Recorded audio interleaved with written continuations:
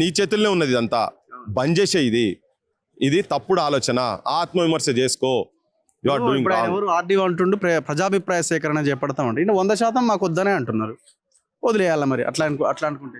అసలు ఇప్పుడు గత వారం రోజుల నుంచి వీళ్ళు మాట్లాడుతూనే ఉన్నారు, వీడియోలలో పోతూనే ఉన్నాయి, 40-50 ఛానళ్ళు మొత్తుకుంటూనే ఉన్నాయి బయట. ఇదంతా ఎందుకు? వాళ్ళకి తెలియదా? ఇంటెలిజెన్స్ రాదా? మీరు ఉన్నా లేకున్నా మేము ఏం చేసినా తీసేస్తామని చెప్పని లెక్క మాట్లాడితే ఇట్లా చేయకండి. ఇది నిర్వాసితులు చేయకండి. వీళ్ళు కట్టినప్పుడు పర్మిషన్లు ఉండే వీళ్ళకు. తర్వాత నువ్వేదో జీవో తీసుకొచ్చినావు. ఇంకోటి నువ్వు ఒకవేళ నిజంగా చేయదలుచుకుంటే మొత్తం ఆడికెళ్ళి దామగుండం కాడికెళ్ళి మొదలు పెడితే ఇక్కడ దాకా మొత్తం సాఫ్ చేసుకుంటారా, నువ్వు తెలంగాణ చరిత్రలు నిలిచిపోతావు. కానీ ఇది మాత్రం నువ్వు ఆపాలి. ఏదేమన్నా కానీ నువ్వు ఈ ప్రాజెక్టు నువ్వు ఇది వీళ్ళని గులగొట్టడం మాత్రం ఆపు. నువ్వు అటు పక్క కూడా బొచ్చ ల్యాండ్ ఉంది కదా, అదంతా తీసేసే, మొత్తం ఫస్ట్ అంతా తీసేసేయి. నువ్వు దీని మీద ఎందుకు కన్నేసినావు?